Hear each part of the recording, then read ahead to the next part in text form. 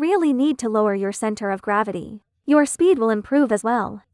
At the same time, your racket angle can stand up. This helps you learn the sidespin topspin serve. First, your left leg should be in front, and your right leg behind. You might squat this low, right? If you squat this low, you can't serve, and this position doesn't exist anyway. When you move your right foot back, this posture suddenly looks much more natural. Make sure your feet open up. Put your weight on your left leg. Your contact point naturally becomes lower. When you stand tall, you feel like you contact the ball here, which seems reasonable. Record a video and check. When you squat down, look, in the exact same position. Can you toss and serve above your head? That's impossible. Naturally, your hand stays in front of your chest, and your contact point becomes lower. Lowering your center of gravity takes the pressure off your arm. If you stand tall, you'll leak the ball. You won't find the timing difference. Observe the moment he swings. This point, he's unlikely to make mistakes. When you stand tall, there's so much space. You can't generate proper force. Lower your center of gravity fully. When this serve goes over, whether sidespin underspin or sidespin topspin, the ball speed is fast. And once your hand is lowered, you can imitate pen hold style to serve sidespin topspin upright. Shakehand players can also serve it upright.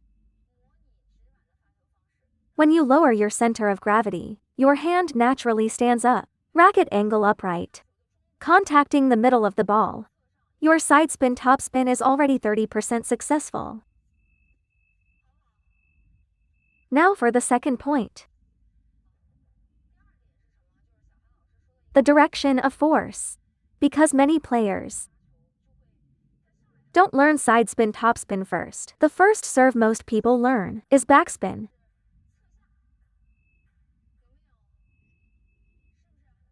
So when they apply force, they usually train like this. Almost everyone practices backspin, then they spend a lot of time using the same motion. Many people hit downward, but when you ask them to go upward, their serve becomes unstable. There are basically two force patterns. First, from top to bottom. Second, from top to bottom, then upward. Both serves cross the net, but they create half spin or no spin, instead of pure sidespin topspin. All topspin motions move upward. For example, drives and loops. The only variation is backspin. That motion must go from top to bottom. Downward motion. No topspin motion ever goes downward. So with this alone, you can identify your issue why you can't produce sidespin topspin. Whether it's reverse pendulum or left sidespin, if you don't go upward and only go downward, for example, pendulum sidespin underspin, reverse sidespin underspin, you only move downward. You're only going downward. You don't have the upward motion. So the serve you produce ends up somewhere between half spin and no spin. For the sidespin topspin you want to serve now, the principle is, it must go from low to high to generate strong sidespin topspin. So your force direction for sidespin topspin must go upward from below. For example, hook serve brushes from low to high. The main reason you can't serve it well lies here. You must avoid any downward motion. Let me give you 3 situations to analyze yourself. First type, you simply can't serve sidespin topspin. When you serve, your opponent can always push it back. Second type, you can serve sidespin topspin, but the opponent's push is half high and it's still not threatening enough to go long. That's the second type. Third type, your serve is excellent. Your sidespin topspin is very strong, and the opponent keeps popping it up or sending it long. That's the third type. Which one are you? Many players are stuck between the first and second stages. I'll give you a training method.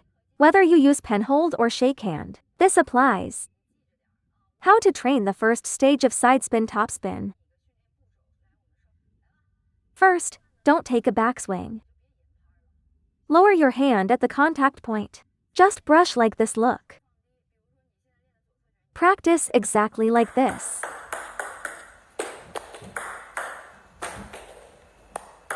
Just keep practicing this. If you start with a full backswing, your brushing point will still be too low. My head is 12 o'clock. The edge of my shorts is 6 o'clock. 12, 1, 2, 3, 4, 5, 6 o'clock. The shorts edge is 6 o'clock. Start preparing from the 6 o'clock position. Brushing from 1 o'clock towards 6 o'clock is sidespin backspin. That's sidespin backspin. What I want from you is, from the edge of my shorts, below table height when tossing the ball, brush toward your 3 o'clock, which is your chest direction. That's how the force should go. Same for hook serve. At the starting position, the racket height matches the table height. From the side, keep that consistent. Same for left side spin. Don't practice like this. Start at 6 o'clock and brush toward 3 o'clock. During practice, fold your forearm, then open it. Same for pen hold and shake hand.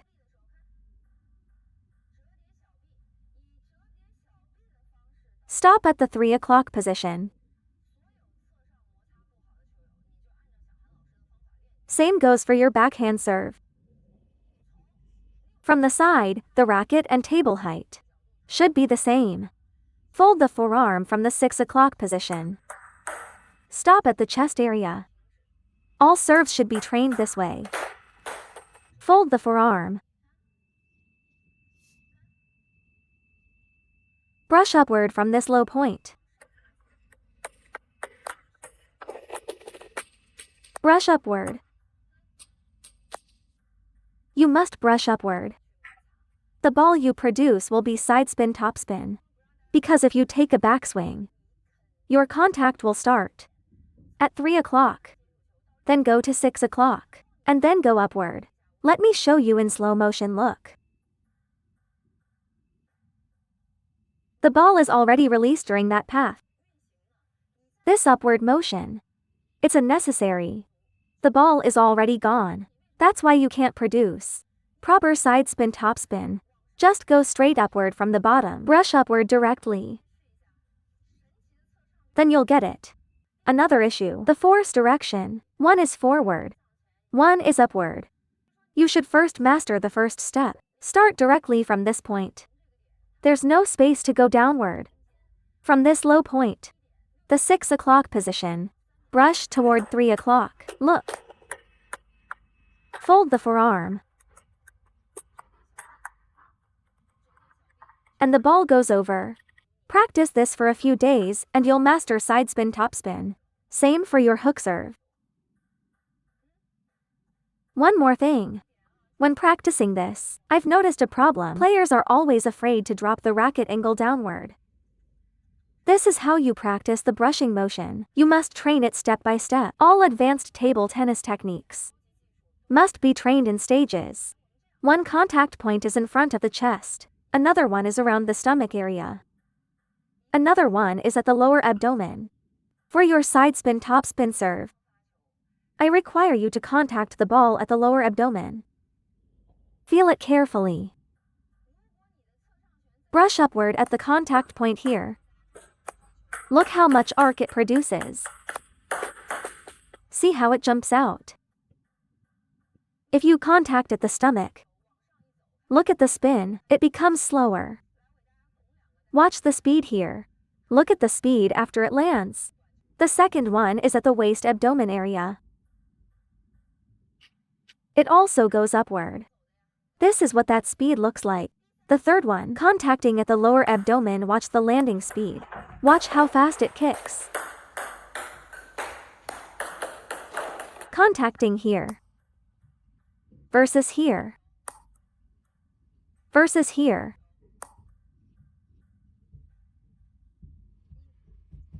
What makes the serve hard to receive is always the second bounce after hitting the table.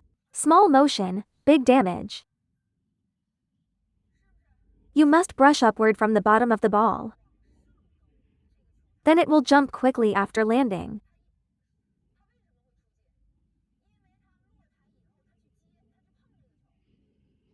If the spin and speed are too strong, your opponent can't control it. They won't have time to close the racket angle. No time to react. That's when they eat your serve.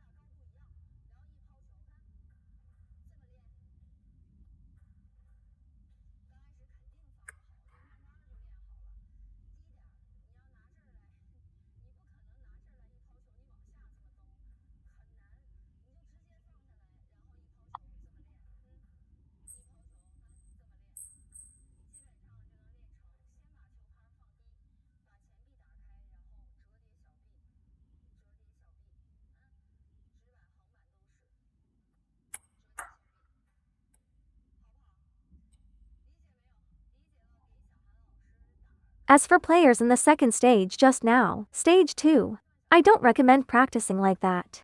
Don't simply drop the racket and brush upward. You still need a backswing. For example, when I used to serve sidespin, I liked to backswing upward. But I've gradually changed it. I feel it was too obvious. So now I pull the racket slightly backward instead. If you pull it backward, you can serve sidespin underspin or sidespin topspin. You can pull it back a bit more. Don't lift it upward too much. It becomes too obvious. Second, you must find the correct brushing timing. For example, when we backswing, we start at the ball's 3 o'clock position. When we move to 6 o'clock, you must ensure you don't touch the ball. If you start touching the ball around 4 o'clock, and then brush upward, the ball will only half spin, so you can be fast. For example, I backswing from 3 o'clock. This part should be quick. Quickly drop down, then the real brushing starts from 6 o'clock upward toward 3. That becomes the topspin sidespin serve. This requires even more precise timing control. When I backswing, this downward motion becomes extremely fast. It looks like I'm lifting the racket upward, but in reality, I'm not touching the ball during that part. I still brush from the bottom of the ball, from the 6 o'clock direction upward. This motion pairs well with your sidespin underspin serve. It creates deception. If you complete stage 1 first, where you learn to brush correctly, then in stage 2, you refine the brushing timing, and your serve will become much more deceptive.